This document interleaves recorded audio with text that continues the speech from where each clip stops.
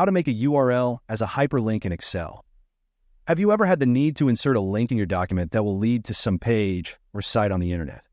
Read to the end and find out how you can do it. So let's get started.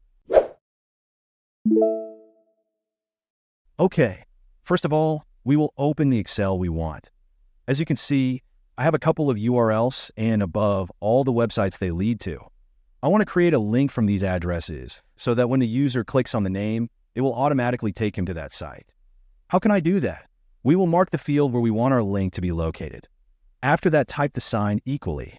After that, we will type the keyword hyperlink.